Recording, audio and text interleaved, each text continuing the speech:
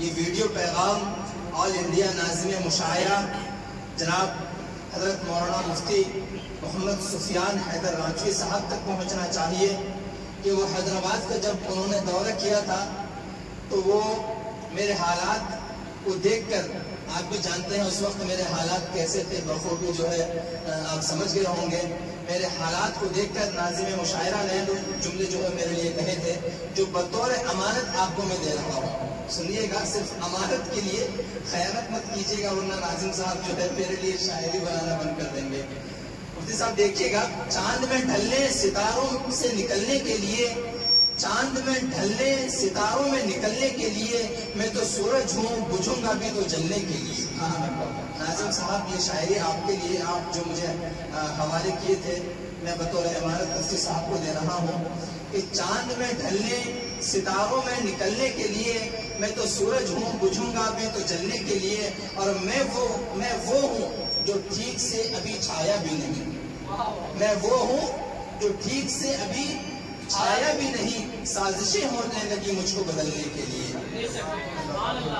دیکھیے گا کہ چاند میں ڈھلنے ستاروں سے نکلنے کے لیے، میں تو سورج ہوں بجھوں گا بھی تو جلنے کے لیے، میں وہ ہوں جو ٹھیک سے ابھی چھایا بھی نہیں، سازشیں ہونے لگی مجھ کو بدلنے کے لیے، اور منزلوں تم ہی کچھ آگے کی طرف بڑھ جاؤ، منزلوں تم ہی کچھ آگے کی طرف بڑھ جاؤ، راستہ کم ہے میرے پاؤں کو چلنے کے لیے۔ یہ شاعری میں ان لوگوں کے لیے لکھا ہوں، ان کے حوالے سے جو ہے پڑھنا چاہتا ہوں جو مدارس کو دہشت گردی کا اڈا قرار دیتے ہیں۔ مفتی صاحب دیکھیے گا کہ نہ دہشت گرد پڑھتے ہیں نہ بے ایمان پڑھتے ہیں، نہ دہشت گرد پڑھتے ہیں نہ بے ایمان پڑھتے ہیں، مدارس میں رسول اللہ کے مہمان پڑھتے ہیں۔ نہ دہشت گرد پڑھتے ہیں نہ بے ایمان پڑھتے ہیں، مدارس میں رسول اللہ کے مہمان پڑھتے ہیں، اور کتابیں اور بھی پڑھنے کے لائق ہیں یہاں، لیکن کتابیں اور بھی پڑھنے کے لائق ہیں یہاں، لیکن مقدر جن کے روشن ہے وہی قرآن پڑھتے ہیں۔ نہ دہشت گرد پڑھتے ہیں نہ بے ایمان پڑھتے ہیں۔ یہ شاعری ان لوگوں تک پہنچنی چاہیے، یہ ویڈیو پیغام کے ذریعے جو مدارس کو دہشت گردی کا اڈا قرار دیتے ہیں۔ ہماری محبت کی جو دلیل ہے وہ ان فرقہ پرست لوگوں کے لیے کہ نہ دہشت گرد پڑھتے ہیں نہ بے ایمان پڑھتے ہیں، مدارس میں رسول اللہ کے مہمان پڑھتے ہیں، کتابیں اور بھی پڑھنے کے لائق ہیں یہاں، لیکن مقدر جن کے روشن ہے وہی قرآن پڑھتے ہیں۔ آخری شاعری جو ہے آپ کی نظر کر رہا ہوں کہ ہماری جان باقی ہے ہماری شان باقی ہے، کیا بات ہے، ہماری جان باقی ہے ہماری شان باقی ہے۔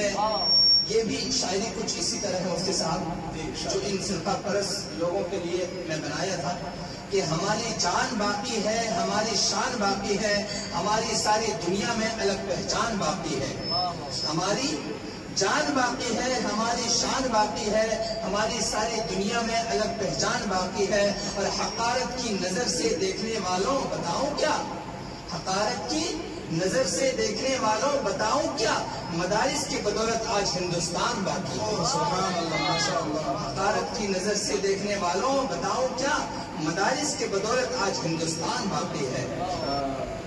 مفتی صاحب آئے دن لوگ current media, social media, print media, اخبارات کے ذریعے ہم لوگ دیکھتے ہیں کہ آئے دن ہمارے حضور نبی اکرم محمد رسول اللہ صلی اللہ علیہ وسلم کی شان میں گستاخی کی جاتی ہے، لیکن یہ حکومت ہمارے حضور کی شان میں گستاخی ہوتی رہتی ہے اور یہ کبھی ایکشن لینے کا کام نہیں کرتی۔ تو میں یہ دو جملے ان فرقہ پرست عناصر کے لیے بنایا ہوں، آپ دیکھیے گا کہ ہم نے، آپ نے دیکھا حالیہ دنوں میں ایک پنڈت ہے یتی نرسنگ آنند سرسوتی، زبان سے اس کا نام بھی لینا نہیں چاہیے، کہ ہم نے کبھی رام کے چرتر پر بات نہیں کی، ہم نے کبھی رام کے چرتر پر بات نہیں کی، ہم نے کبھی کرشنا کے چرتر پر بات نہیں کی، ہم نے کبھی گوتم بدھ کے بارے میں بات نہیں کی، ہم نے کبھی گرو نانک کے چرتر پر بات نہیں کی، ہم نے کبھی فرقہ پرست ایسی باتیں ہم نے نہیں کی جو کسی مذہب کو ٹھیس پہنچتی ہو۔ پھر یہ فرقہ پرست لوگ کون ہیں جو میرے نبی کی شان میں گستاخی کرتے ہیں؟ یہ دو جملے لعنتی جملے جو میں ان کے لیے تیار کیا ہوں کہ تیرے جھوٹ پر لعنت، تیرے گمان پر لعنت، کہ تیرے جھوٹ پر لعنت، تیرے گمان پر لعنت، دشمنی نبی کے ایک ایک بیان پر لعنت۔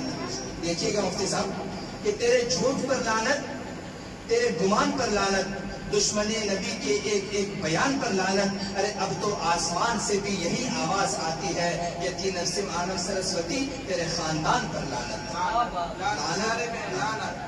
ارے حکومت حق کب دیتی ہے؟ جب ان کے سامنے، دیکھیے گا مفتی صاحب، جب ان کے سامنے دھرنا دو، پردرشن کرو، آندولن کرو، مطالبہ کرو، تحریکیں چلاؤ، اسمبلی کا گھیراؤ کرو، پارلیمنٹ کا گھیراؤ کرو، جنتر منتر پر دھرنا دو، جب حکومتیں جا کر اپنا حق دیتی ہے اس کا بھی کوئی اعتبار نہیں۔ لیکن قربان جاؤ میرے نبی پر، قربان جاؤ میرے رسول رحمت للعالمین پر، مکے اور مدینے کے چٹائی پر جلوہ گر ہے۔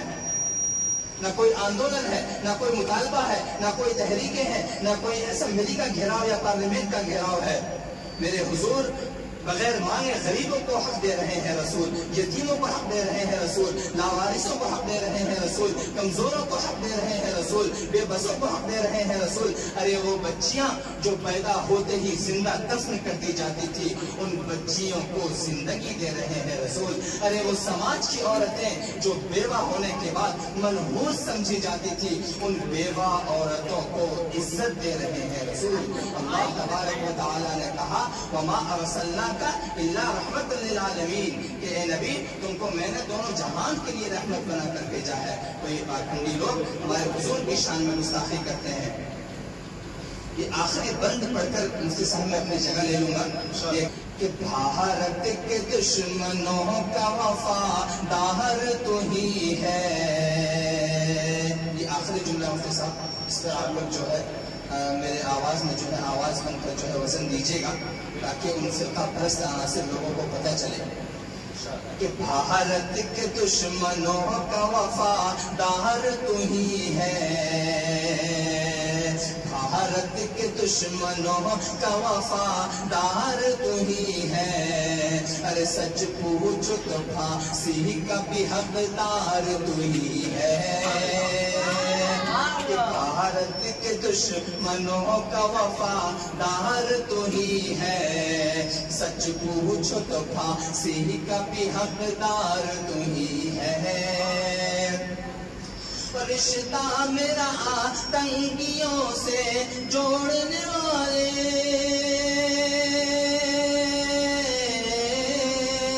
رشتہ میرا آتنکیوں سے جوڑنے والے۔ ارے تاریخ اٹھا کے دیکھ لے غدار تو ہی ہے، تاریخ اٹھا کے دیکھ لے غدار تو ہی ہے۔ سچ پوچھو تو پھانسی کا بھی حقدار تو ہی ہے۔ بھارت کے دشمنوں کا وفادار تو ہی ہے، سچ پوچھو تو پھانسی کا بھی حقدار تو ہی ہے۔ جملے کے ساتھ میں اپنی جگہ لے رہا ہوں مفتی صاحب کہ ہمارے جیسے وفادار کم ہی نکلیں گے، ہمارے جیسے وفادار کم ہی نکلیں گے۔ زمین کھود کر دیکھ تو ہم ہی نکلیں گے، ہمارے جیسے وفادار کم ہی نکلیں گے۔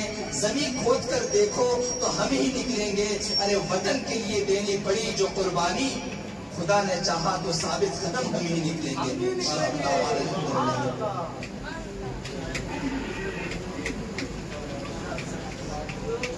واہ واہ واہ، سبحان اللہ سبحان اللہ، کیا بات ہے، دل باغ باغ ہو گیا الحمدللہ۔ ہمارے ناظرین صاحب جیسے مفتی صاحب بتا رہے تھے کہ جو ہے ہم آپ کو خطیبانہ انداز میں ہمیشہ جانتے تھے، دیکھتے تھے، لیکن آج جو ہے شاعرانہ انداز میں بھی دیکھیں گے۔ ہمارے ناظرین